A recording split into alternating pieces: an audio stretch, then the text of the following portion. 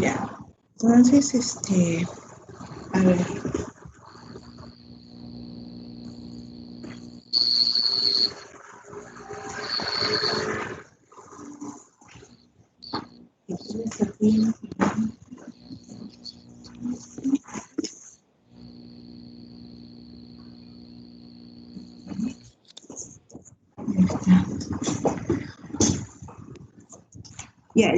Ya, vamos a empezar con la clase del día de hoy sobre anemias por descenso de la eritropoyesis.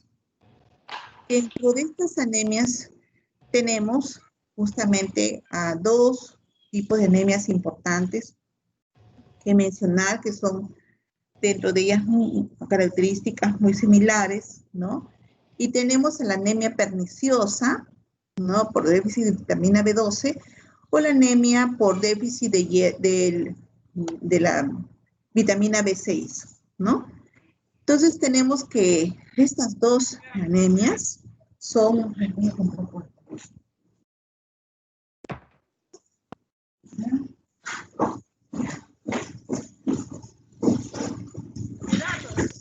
El déficit de estas dos anemias o la menor utilización de estas vitaminas van a provocar una maduración nuclear, ¿no? Defectuosa en la síntesis justamente disminuida del DNA.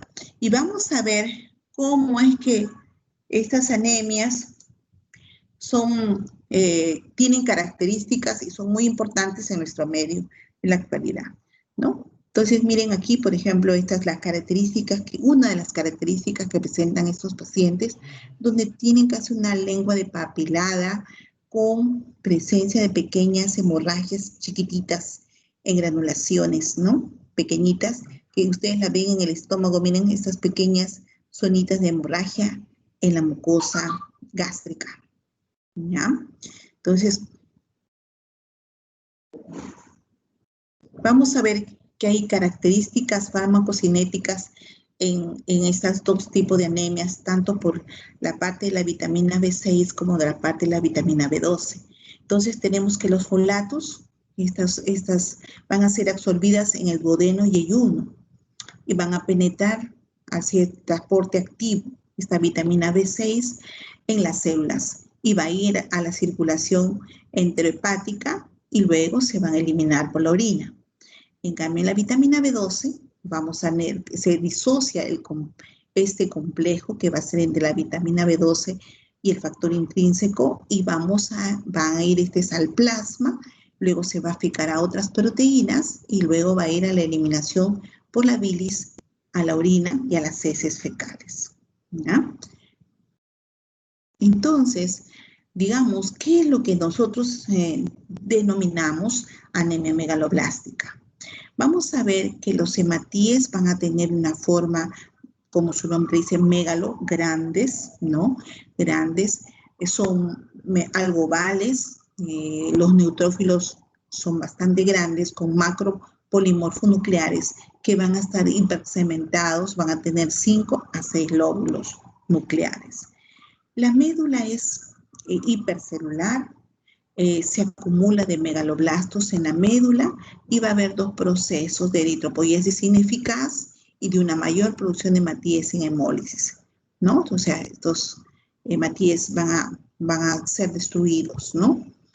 Entonces, tenemos que la anemia megaloblástica es también causa de mala absorción, ¿no?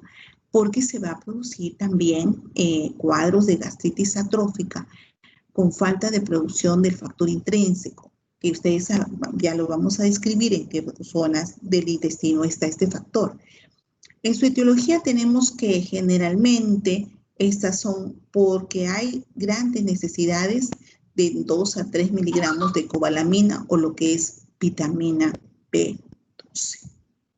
Entonces tenemos que la absorción de esta vitamina B12 requiere del factor intrínseco, que está realmente secretada por el ácido clorhídrico de las células parietales de la mucosa en el fondo gástrico. Y vamos a ver que la pepsina separa esta vitamina de las proteínas. esta vitamina va a ser liberada según las proteínas salivales ligadoras de la vitamina B12. Y vamos a ver que en el duodeno hay complejos, unos complejos R, que es de la vitamina B12, que descomponen en sí la acción de estas proteasas pancreáticas y la vitamina B12 y queda libre y se une a un factor que es el factor intrínseco. Entonces tenemos que el complejo del factor intrínseco con la vitamina B12 en el ilion y se fija en receptores específicos de este factor intrínseco en las células ileales, ¿no? Entonces miren cómo está duodeno, ilion, ¿no? Comprometidos en este complejo de la vitamina B12 con el factor intrínseco. Entonces la vitamina B12 atraviesa la membrana citoplasmática, penetra en las células de la mucosa y allí va a ser captada como una proteína en el plasma, que se va a llamar la transcobalamina 2, que traslada del hígado a otras células del cuerpo como una proliferación rápida de la médula ósea y la mucosa del revestimiento del tubo digestivo. Entonces, las funciones bioquímicas se conocen en dos reacciones que ocurren en este tipo de anemia. La metilcobalamina, que es un cofactor esencial de la enzima de la metionina sintetasa, vamos a ver que se transforma en homocisteína y luego en metionina.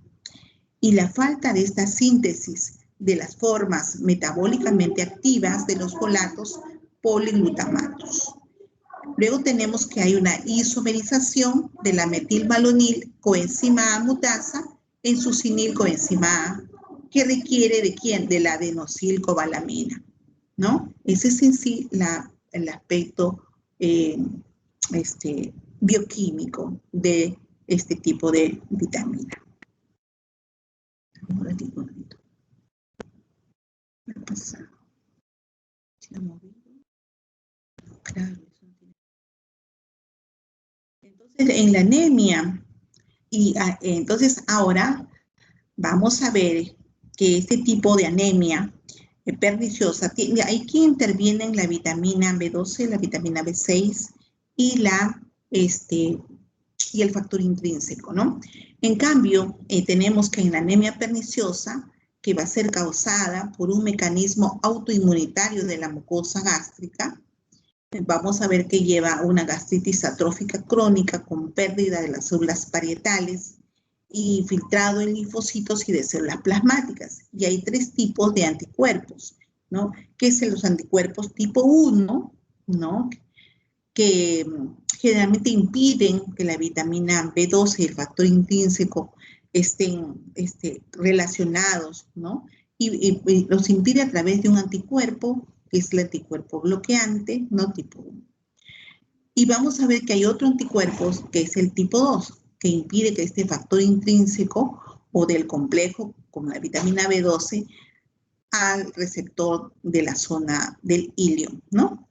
Y otra tenemos que hay otros anticuerpos tipo 3 que van a estar presentes en las microvellosidades del sistema canalicular de las células parietales gástricas, ¿no? Un anticuerpo canalicular parietal que va a reaccionar con las unidades alfa y beta de la bomba de protones del estómago, ¿no? Entonces, ¿qué hacemos en estos casos para que esta bomba de protones, ¿no? No reaccione ocasionando cierta acidez? Lo tratamos lo que es conocido con el omeprazol, ¿no?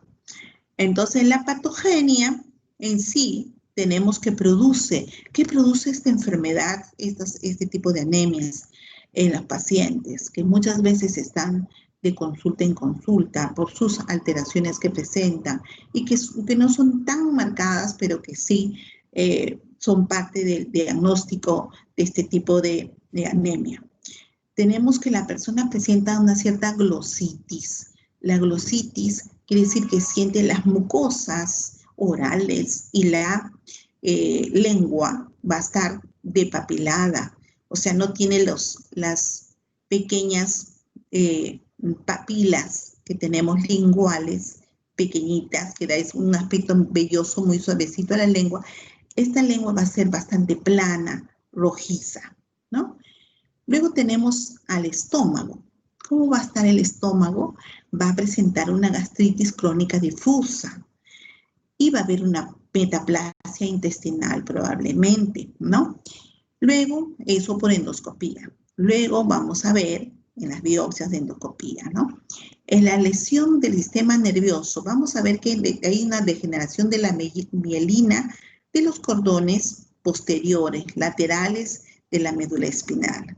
Entonces, estos pacientes tienen como una sensación de cansancio, de que no pueden deambular adecuadamente, ¿no?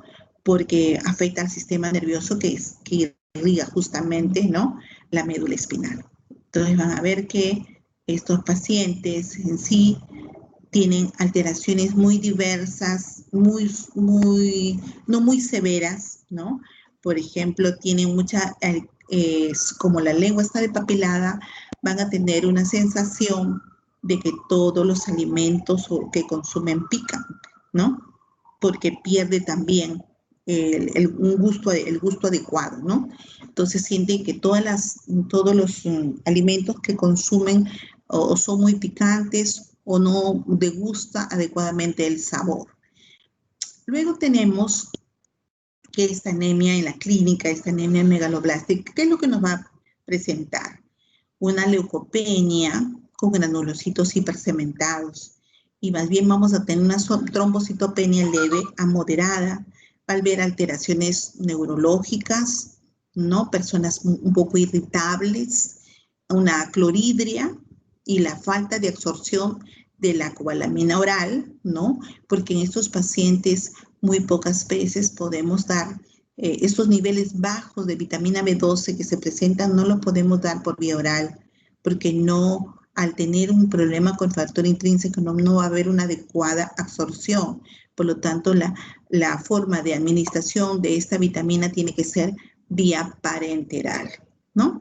La excreción también del ácido metilmalónico y de los ácidos séricos en el factor intrínseco, que también es muy importante para su diagnóstico, ¿no? Entonces, en estos pacientes con este tipo de anemias, ¿qué es lo que tenemos que hacer nosotros? Suministrarle, ¿no?, la cantidad de vitamina B12 o B6, ¿no?, que ellos requieren. A veces, por eso es necesario que cuando pedimos para hacer el diagnóstico en la clínica, tenemos que pedir un hemograma, pedir una punción de médula ósea, pedir cómo está la ferritina, cómo está en sí la vitamina B12 y la vitamina B6. Entonces, teniendo estos elementos es que nosotros podemos, ¿no?, administrar los medicamentos que necesitamos por vía parenteral y con una dieta adecuada para que ellos puedan recuperarse del tipo de anemia. Generalmente la anemia megaloblástica está presente en personas adultas. Se decía antiguamente que este tipo de anemia está presente en personas de avanzada edad, pero hoy en día sabemos que la anemia megaloblástica puede estar presente en personas de 30 y tantos a 80 años. O sea, no es como antiguamente se pensaba que eran para pacientes pasados los 70 años. Entonces, se desconoce hasta el momento por qué es el factor intrínseco que falla en la porción del intestino en producirse, ¿no?, y se presenta este tipo de anemia. Pero también está asociado a muchos otros factores como es el estrés, y con el bajo consumo de vegetales verdes, ¿no?, que tienen sobre todo los folatos. Y justamente cuando se establece la terapia o el tratamiento, aparte de las ampollas con vitaminas B6 y B12, que generalmente se conocen comercialmente como Epavionta, podemos darle también una dieta adecuada, ¿no?, para que ellos puedan luego absorber esta vitamina y poder, ¿no?, y alimentación como cualquier tipo de anemia, ¿no?, cualquier otro tipo de anemia, porque ya con la vitamina B12 va a poder absorberlos. Y sobre todo muchos vegetales verdes. Eso sí, retirar comidas que sean picantes o comidas con abundante sal, no bajos de azúcar, y estos pacientes empiezan a recuperarse. Entonces, luego tenemos otro tipo de anemias, aparte de estas dos importantes, que son las anemias dentro de las anemias megaloblásticas por deficiencia de las vitaminas. Tenemos otro tipo de anemia que es la ferropénica. Esta anemia ferropénica vamos a ver que es generalmente una de las más frecuentes. Su prevalencia está entre más o menos 70-80% dentro de todo tipo de anemias. Y se caracteriza porque hay una disminución del número de glóbulos rojos, pero que van a presentar un déficit de hierro, ¿no? Entonces, la concentración en hierro va a ser muy pobre en estos pacientes. Tenemos que el hierro corporal generalmente es de 2 gramos en la mujer y de 6 gramos en el varón. Y el comportamiento funcional, tenemos aquí a la hemoglobina, a la mioglobina y a las enzimas de hierro, ¿sí? Tenemos la glucosilación y la metilación.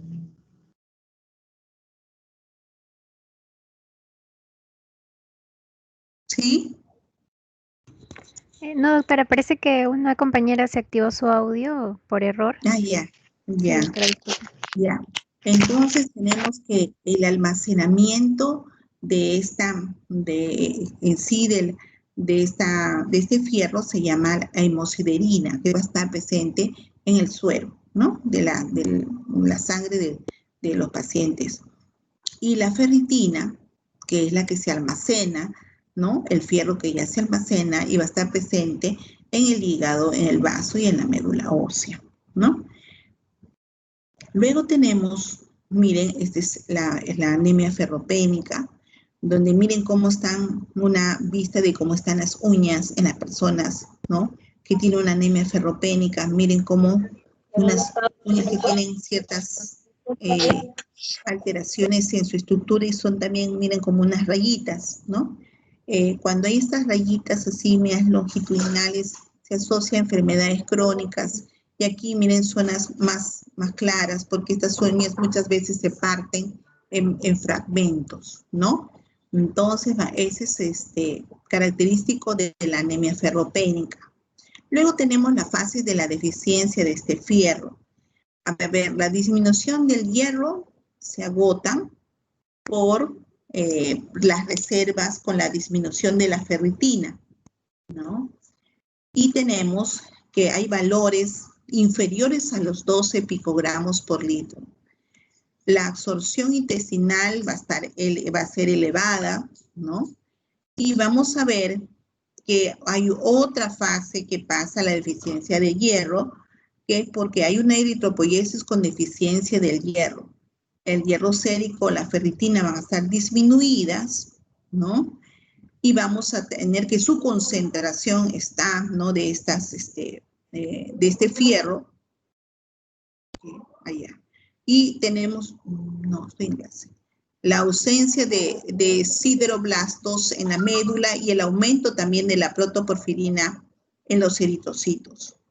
Vamos a ver que también otra de las fases donde ya la anemia está totalmente instalada es porque se establece ya como anemia ferropénica, microcítica e hipocrómica. O sea, va atravesando varias etapas donde ya este hierro deficiente va llegando hasta que se instala la anemia ferropénica, ¿no? Entonces, por eso es que nosotros tenemos que evaluar cada cierto tiempo nuestro estudio de un hemograma para ver cómo están nuestros valores normales o anormales y poder evaluar si es que nosotros pensamos de repente adecuada dieta tenemos, pero no le estamos absorbiendo adecuadamente, ¿no? Entonces, dentro de la eritropoiesis ferropénica vamos a tener que hay un descenso de la concentración de hemoglobina. O sea, puede haber de repente la cantidad, 4 millones de glóbulos rojos, pero la concentración es muy baja, por lo tanto, va a ser una anemia megaloblástica, ¿no? Otra es que haya una microcitosis, o sea, los glóbulos rojos muy pequeñitos, ¿no? O que haya una hipocromía, o sea, puede haber una cantidad de glóbulos rojos, pero estos no están concentrados el color rojizo, como su nombre lo dice, glóbulo rojo, sino están pálidos, ¿no? No hay una adecuada concentración de la hemoglobina. Luego, la hipociridemia, también vamos a ver que no hay hierro circulante en la sangre, ¿no? Es escaso. Y la saturación de la transferrina que va a estar disminuida, ¿no? Entonces luego tenemos otra que es ¿por qué se produce esta anemia? Porque de repente hay aumento de las necesidades de fierro o de sangre. Por ejemplo, tenemos esto definirlo, por ejemplo, en un embarazo. Una mujer gestante va a tener más gasto, ¿no? Aumento de la necesidad porque no solamente es para ella, sino también para el bebé que lleva en su ser, ¿no? Luego tenemos que puede ser otra de las causas dietas inadecuadas, ¿no? Donde no consumimos muchos productos que tengan fierro, ¿no? Ustedes saben que el fierro está presente en los alimentos como generalmente las carnes, luego el huevo, generalmente en la clara, en la yema, luego tenemos nosotros que los alimentos verdes, dentro de ellos la espinaca, la selga, ¿no? Tenemos dentro de las frutas la fresa, tenemos también dentro de la alimentación, generalmente muchas otras, se puede decir, menestras, legumbres que tienen vitamina B6 o B12 y que todas ellas van a alimentar realmente a que la persona no haga una anemia ferropénica, ¿no? Luego tenemos que hay una mala absorción, o sea, puede ser que la persona come bien todos esos productos que realmente van a tener vitamina B6 y B12, pero que no se absorben porque hay una mala absorción o el factor intrínseco no funciona, ¿no? Otra es que tengamos pérdidas de hemorragias digestivas frecuentes que no nos damos cuenta. Por ejemplo, en muchas de las causas de anemia en las mujeres es la menstruación. Menstruaciones abundantes y que realmente no llevan un control adecuado y cada vez la persona va disminuyendo su concentración de hemoglobina. Luego tenemos también por causas respiratorias, ¿no? Algunas neoplasias, también las personas van a tener mayor pérdida, ¿no? De la concentración del hierro. Otra es que se produzcan hemorragias digestivas que pueden ser melenas o que pueden ser por neoplasias a nivel de colon, ¿no? Donde puede ser que la sangre ya sea eliminada del tracto alto como del tracto bajo gástrico, o que sea por sistema del geniturinario. Aquí tenemos generalmente a pacientes que, por ejemplo, tienen problemas de miomas, ¿no? Leomiomas, que van a ocasionar sangrado exagerado en etapas de sus ciclos menstruales y que las van a llevar justamente a este tipo de anemia.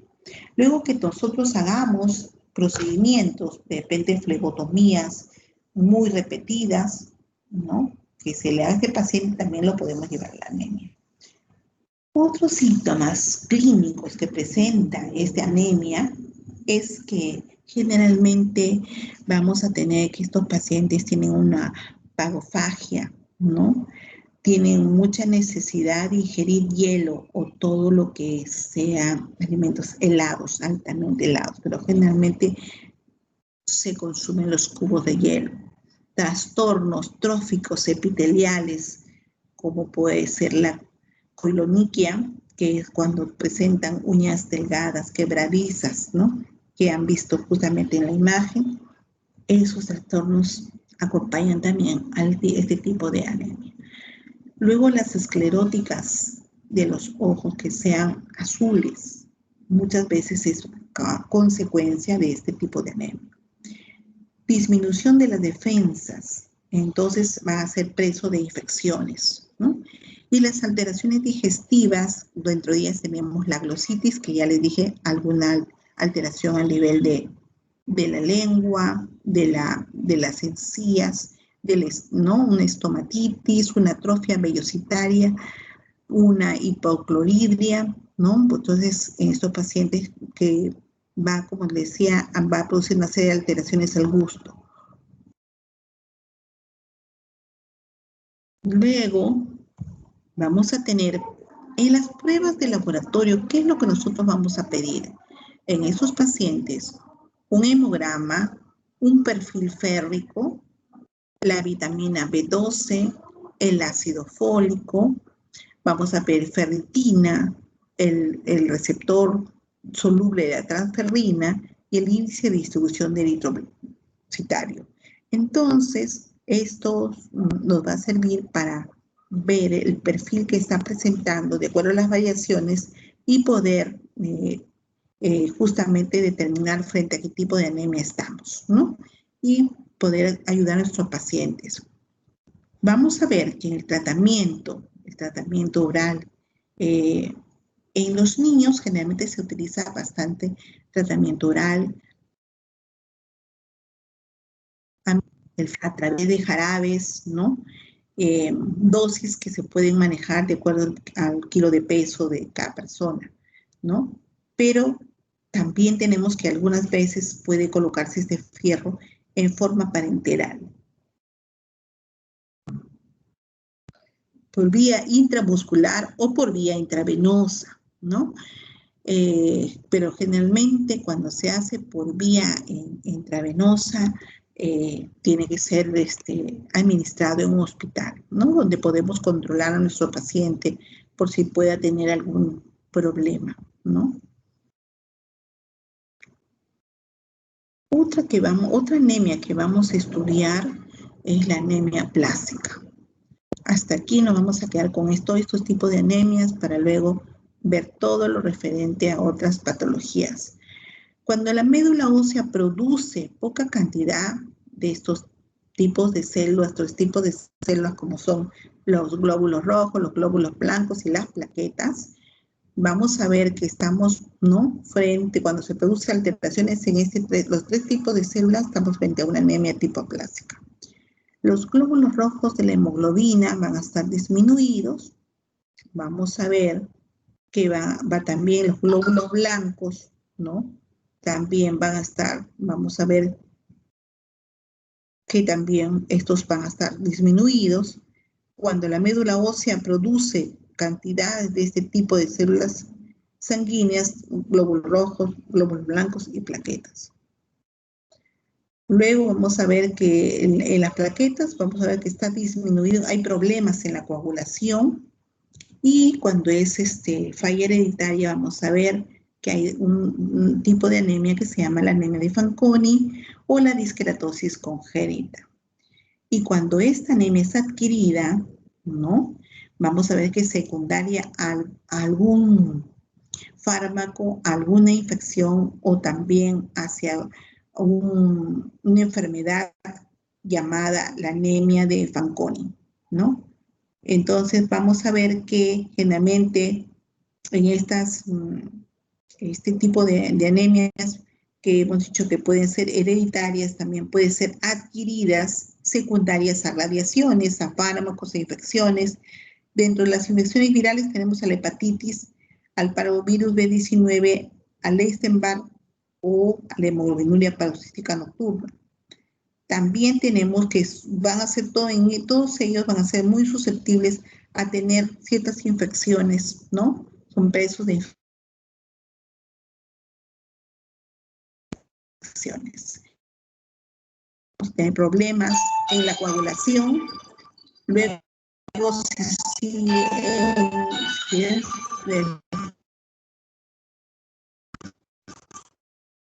forma hereditaria, anemia de Fanconi, la esteatosis congénita, el fármacos parvovirus.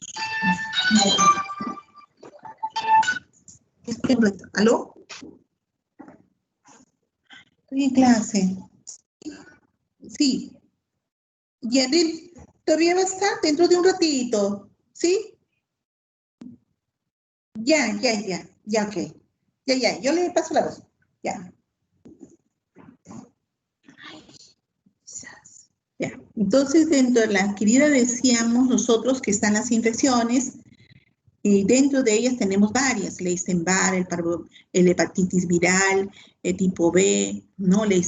Tenemos también a una de las tipos de anemias que es la hemoglobinuria paroxística nocturna, ¿no? Y vamos a ver que en esta anemia aplástica, que va a ser susceptible a muchas infecciones, ¿no? Vamos a ver que generalmente después quizá podemos describirlas, alguna de ellas, ¿no? Y poder observar qué otras patologías presentan este tipo de anemia. Como saben ustedes, las anemias aplásicas generalmente se producen, son muy lábiles cuando se da también tratamiento por fármacos, ¿no? En nuestro país, a Dios gracias, frente a cualquier tipo de tratamiento, los pacientes peruanos toleran la administración de fármacos y no hacen anemias aplásicas, como sí ocurre en mucha gente de otros países o los americanos. Cuando hay una tifoidea, le dan clorafenicol y el clorafenicol produce una anemia aplásica. Mientras que en Perú se da tratamiento y es uno de los selectivos y ningún paciente tiene anemia aplásica.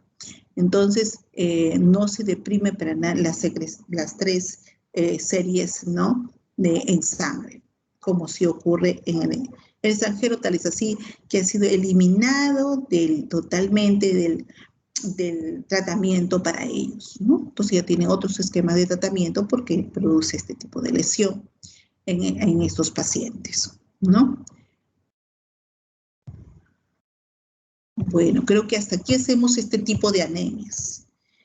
Mañana vamos a hacer toda la parte que todavía falta vamos a revisar sobre los factores de coagulación, la coagulación diseminada, intravascular diseminada, y vamos a ver las púrpuras, tipo de púrpuras también, ¿no? Y probablemente algunas otras variantes como son las hemofilias, que son frecuentes y ligadas genéticamente. ¿Ya? Esa partecita la vamos a poner para mañana. ¿Sí? Doctora, una pregunta. Sí, dime. ¿Cuál es la relación que hay en una mujer que presenta pólipos y la anemia? ¿Pólipos? ¿Pólipos? Sí, Y la anemia. sí. Ya. Ajá. Entonces, ¿pólipos en dónde? ¿Pólipos en dónde? En el útero. Ah, en el útero, ya. Lo que pasa es que los pólipos, estos pólipos tienen glándulas y las glándulas también van a ser muy activas durante sobre todo el ciclo menstrual. Entonces, como ustedes saben, en cada ciclo menstrual son los vasos sanguíneos los que están activos para luego, ¿no? Si no hay fecundación, se elimina hacia el exterior, ¿no? Entonces, ¿qué pasa? Los pólipos que tienen glándulas van a estimular mayor también, ¿no? Sangrado. Entonces, esas pérdidas continuas de sangrado va a llevar al paciente a una anemia, o sea, va a ser una anemia crónica. En cada ciclo va a perder sangre, y por lo tanto hace un tipo de anemia. ¿Sí? Y en ese caso, doctora, ¿el tratamiento sería un plan quirúrgico o hay un tratamiento Sí, alternativo? sí. No, el tratamiento es una cirugía, eliminar los pólipos. Sí, esa es Ya, la doctora, muchas cirugía. gracias. ¿Preguntas? preguntas, chicos, estos tipos de anemias?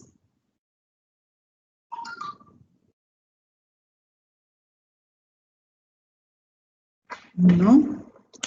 Pero creo que acá había una diapositiva. A ver, pensé, a ver. ¿Dónde estaba? Doctora, otra consulta. Ahí está. Acá está. Las personas que que presentan constantemente anemia, ¿puede conllevar eso a una leucemia? No, no, la anemia no. La anemia no le puede conducir a una leucemia. La anemia, ustedes están viendo que es justamente el problema que hay con los hematíes, y la leucemia es un problema que hay con los leucocitos, ¿no? Entonces, y tenemos que hay leucemias linfoblásticas, leucemias tipo mieloide, o sea, hay variedades, ¿no?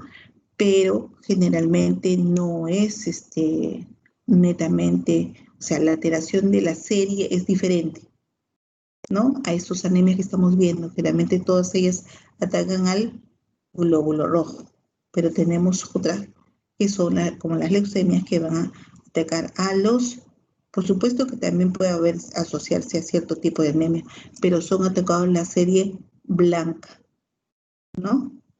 Los leucocitos, ¿sí? Ah, ya. No, lo que pasa es que una vez escuché un caso de una mujer que durante toda su adolescencia, había padecido de anemia y ya para su juventud le detectaron que tenía leucemia.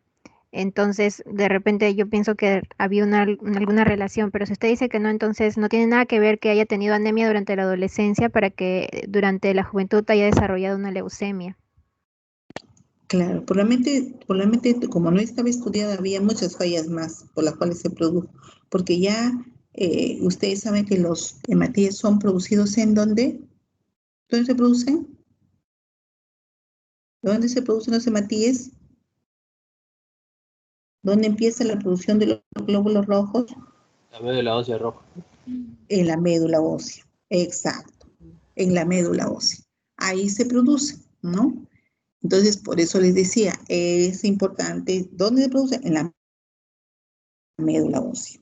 Y ya las fallas están en otro proceso, ¿no? De que no tiene nada que ver con los glóbulos rojos, sino con los leucocitos. Entonces, un poquito que aquí les quería, que se me había pasado, este tipo cuando ocurre la anemia ferropoténica, la absorción del fierro va a ser transportada por la transferrina en estado férrico y en el plasma, por acción de esta ferritina. La ferritina, como se acumula el fierro, se llama ferritina, ¿no? Y la transferrina es quien la transporta, ¿no? Entonces, la absorción se va a producir en el duodeno, en el yeyuno proximal y medio, o sea, zona yeyuno ileal, ¿no? Es la zona. El fierro es absorbido, ¿no?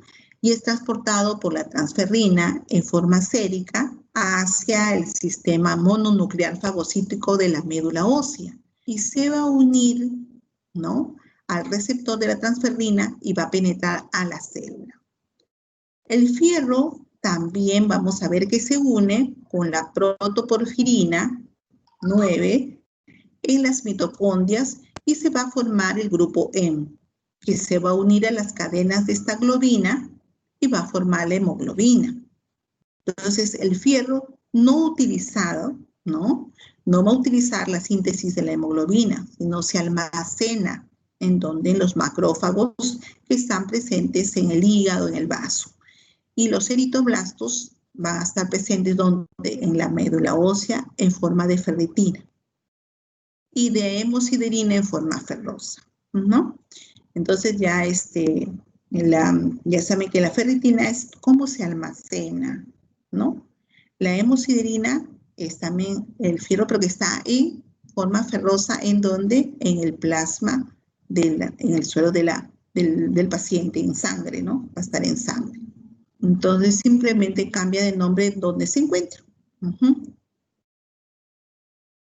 ese es un poco del proceso del fierro, ¿no? Y ustedes saben que es más o menos de 1 a 2 gramos, ¿no? Del fierro. Y lo importante es que nosotros, frente a una anemia, busquemos la causa que eso lo vamos a ver para el diagnóstico de diferenciar los tipos de anemias. ¿No? O sea, cuando le decimos a un paciente que está con anemia, tenemos que estudiarlo para determinar qué tipo de anemia, ¿no? Y poderle dar el tratamiento. ¿Ya? Entonces, aquí creo que todavía continúan las otras diapositivas, pero esas les voy a agregar muchas otras más para el día de mañana, que les toca toda la parte de coagulación intravascular diseminada y todos los factores de coagulación que son muy importantes no olvidarlos. ¿Ya? ¿Preguntas?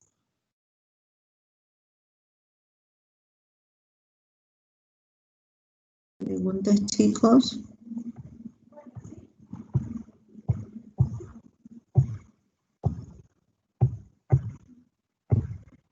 ¿Preguntas, chicos? No. Todas estas demás hay que agregarle las otras diapositivas. Estaban. Ajá. ¿Sí? Parece que ya no hay preguntas, doctora. Ya, Parece entendieron bien lo que es la claro. anemia megaloblástica, lo que produce la anemia megaloblástica, lo que produce la del fierro, lo que produce, ¿no? Las alteraciones por anemia ferropénica. Dentro de las más frecuentes que ustedes van a encontrar cuando ustedes estén son las anemias ferropénicas. Pero a Dios gracias, hoy en día, como ustedes saben que es justamente una medida de prevención nacional, evitar la anemia ferropénica, sobre todo en nuestro país, está dentro de los, quizás dentro de los metas que tiene o programado, ¿no? Y los lineamientos de salud últimos sobre la anemia. Sabemos muy bien que personas que desde niños cuidamos y no tienen anemia, pueden ser personas, ¿no? Muy valiosas, ¿no? Evitando, ¿sí?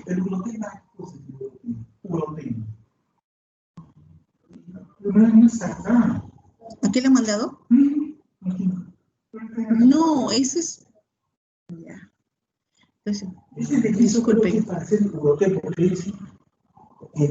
Con signo de contraste. Ese es para diagnóstico por imágenes. ¿En qué piso? Rayos X. ¿Primer piso? Primer piso.